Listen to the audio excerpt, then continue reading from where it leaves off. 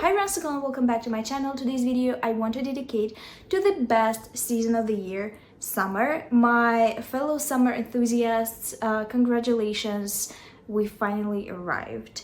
I'm gonna talk about the queer cottagecore romances, or at least romances that feel like they are cottagecore in nature. So expect a lot of historicals, a lot of small town romances, and a lot of romances that just fit a specific cottagecore vibe. The first book that I want to talk about is The Care and Feeding of Waspish Widows by Olivia Waite. It's a sapphic romance and it is a historical, but not all historicals are cottagecore.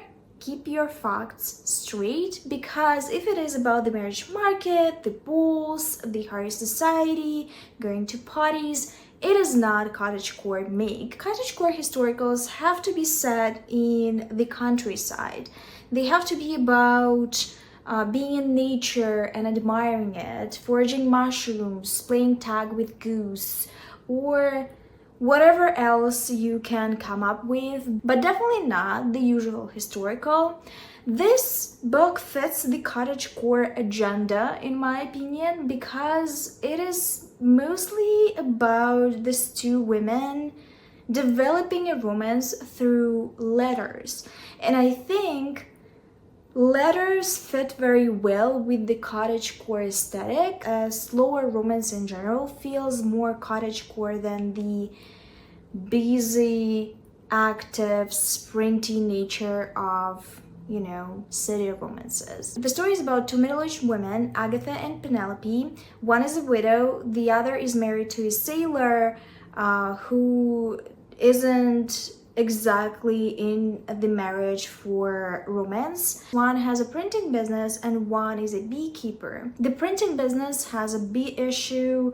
They need to be extracted from one of the establishments that one of them owns, and that's how they meet. And at first it's a very reluctant friendship at best, but as they keep writing each other letters and pouring their souls into it and opening up, they realize that they're more alike than they expected and that they truly, genuinely really like each other. It is such an interesting take on historical romance in general, but also on a romance between two women. Society doesn't expect much from them anymore. One is widowed and she already performed her duties. She married and had a child, and the other one is married, but her husband isn't interested in what she's doing.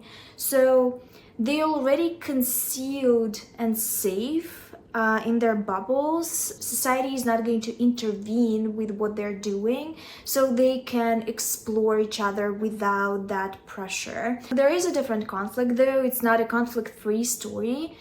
Because the printing business does offer business to the political parties, underground political parties, and it does print political pages. So there is a conflict there for sure, but it's not a conflict that has to do with the sexuality of these two women. So it's a little bit of a different take on a queer historical romance as well.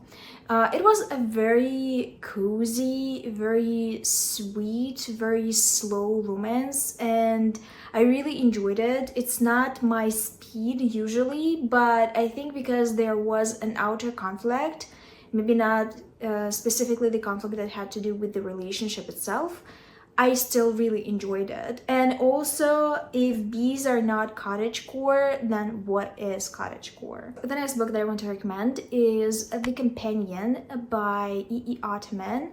It is a polyamorous T for T novel.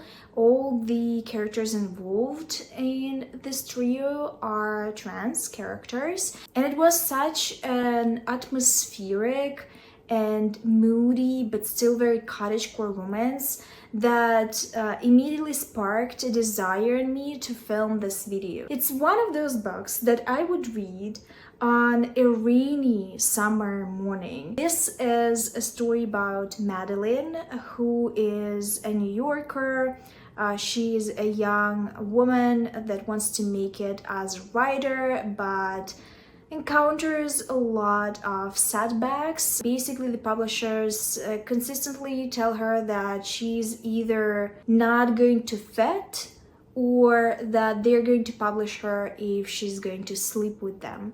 So she wants to get away from the city for a little bit and take a step back, and through her connections, through a friend, she finds a job as a companion. The person that needs a companion is Victor. He is an established novelist, and he is pretty self-sufficient, but he feels lonely. And 𝕊𝕆𝕀𝕀𝔸 is also perfect for the job because they're both in the same industry. 𝕊𝕆𝕀𝕀𝕀 is trying to get into it, and Victor already is established, so they're both art people. They immediately connect. They also develop a sexual relationship because they're very attracted to each other. But there is a neighbor that lives on the territory next to Victor's house. Her name is Audrey, and she is Victor's ex. One day, 𝕊𝕆𝕀𝕀𝕀 takes a walk in the forest and meets Audrey, and she realizes that she's very attracted to her as well. And it is a bit of a conundrum because Victor and Audrey dated in the past and the relationship was explosive.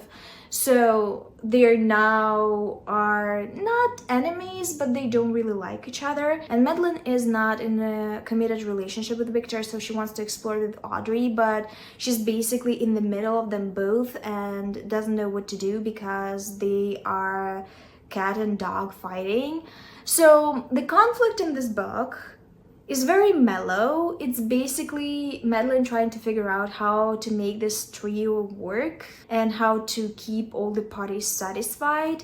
It's very moody, very artistic. I love the language that EE Ottoman uses for everything, really. It's a novella, so you will read it very quickly, and it's a little spicy. So if you're looking for something similar, pick it up. The next book that I'm going to recommend is another historical. It's Two Rogues Make a Right by Sebastian. This book, like not one else from Sebastian's repertoire, screams cottagecore.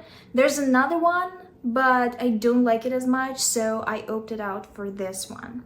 It's a third book in a series, and you will benefit from reading the first two because they add a lot of color and a lot of context for the couple. But you can start with this one and read only this one. Though I personally think that you will lose some context, it's still very digestible, and you can read them as standalones. It is about Will and Martin. They were childhood friends. Will's family is a little wild. His father was in a relationship with two women at the same time, and it kind of fucked up the family dynamic. He wasn't particularly responsible for his children, so they had to fend for themselves, and the older and middle child were really protective of Will, who is the youngest. They were trying to secure his future and managed to get him into the Navy. But the Navy turned out to be a nightmare for Will. He got into the hands of a very abusive captain, and he started abusing drugs because he couldn't get out of the situation. Martin, in the meantime, was struggling with a lung issue. He was very sickly as a child, and his health only deteriorated as he grown older. At the start of the book, Will and Martin finally reunite as adults. Martin has been missing for a bit, the context of which I'm not going to spoil because it's just a long story. But they finally reunite, and Martin really is at his lowest health-wise. He really struggles with his lungs, he can't breathe, and Will decides that they are going to go to the countryside so Martin will get some fresh air, and hopefully it will, you know, make him feel better. That is also an opportunity for them to finally hash out their relationship and to right the wrongs because they were upset at each other for a long while as well, and to also finally address the undertone, the romantic undertone of their relationship. There's so much unresolved sexual and romantic tension in this book, and they have to spend so much time together caretaking. Please, this is the perfect cottagecore romance. They're also literally in the country listening to 𝕊𝕆𝕀𝔸𝕃 pigs and watching the stars and getting dirty with mud, which I think is the pinnacle. It's the pinnacle of country romance. So if you're looking for a very, very UST and URT, is it a term? Like the unresolved romantic tension? Romance that is queer, that has a lot of caretaking, that has some angst, that has the childhood friends to lovers trope.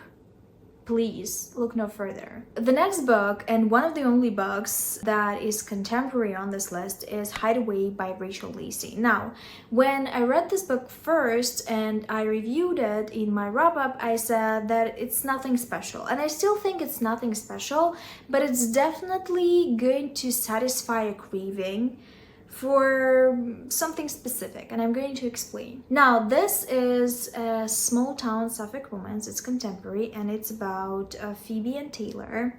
They were childhood friends, and they started dating as teenagers, but one of them got really scared of the possible outing that she ran off to the city and broke the relationship up without much explanation. As they got older, they were pondering this relationship, and finally they are in the same place at the same time. Our scaredy cat Heron goes back to her town because her grandmother died and left her a house, and her childhood friend turns out to be just there because she cared about grandma and hoped to buy the house from her. So they now have to face the relationship that they've had and to figure out what to do with the house. It's definitely one of those romances that you're going to read and you will immediately forget about it. It's not that it's not enjoyable,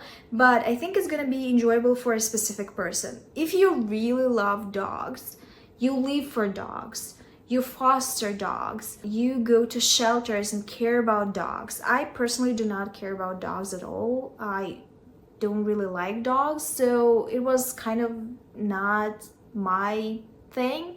But one of the characters is volunteering at the dog shelter, and she's trying to find a home for the pregnant pit bull that no one wants to take because of the breed. And these two girls basically are bonding over the pit bull and over the puppies that this pit bull has. So if you really love small town vet romances or romances that have to do with shelters and animals, with like owning and fostering animals, specifically dogs, I think you're gonna feel a lot of things about this book. It's cute. It's definitely very cute. It's just not my theme personally, so I think that's why I have not felt as connected. The next book is one of my all-time favorites. It's Band Sinister by KJ Charles, and it's about Guy and Amanda that are a brother and a sister duo. They live in the countryside because their caretaker, their aunt, banished them there. They are embarrassing for her. They are embarrassment in society because Amanda had a bit of a scandal, and now the aunt doesn't want anything to do with them. She shells money to them, but she doesn't want them around her daughters, so they would have an actual chance of getting a good proposal by a respectable man. But Amanda and Guy don't really mind it. They actually love living in the countryside in their little home until Amanda gets a new hobby. She starts writing, and she sells a gothic novel to a publisher and stars a very infamous neighbor of theirs as the villain. The neighbor's name is Philip, and there are a lot of rumors about him, that he's a Satanist, that he hosts orgies, that there are suspicious people on his property all the time. Amanda is very inspired by their neighbor Philip, and the publisher requested a second book, so she wants to get to know him a little bit. So she rides her horse to his estate to talk to him, see him, you know, observe him. But mid-journey, her horse gets spooked and throws her off. She falls down and breaks her leg very terribly. So when Philip and his friends find her, they carry her back to his estate and call the doctor. The doctor says that Amanda can be moved, and because she can't stay with foreign men in the estate without soiling her reputation completely, Guy has to come as well and keep her company. So Guy and Amanda are trapped in a house of the man that the whole village gossips about. But as they get to know Philip and his friends, they realize that they are just a group of intellectuals, and they spend time with each other because they found family in each other. And obviously, as it is a romance, Guy and Philip fall in love. This is such a cozy, sweet, and comforting story. I love the characterization of all the characters so much. The friendship group is incredible.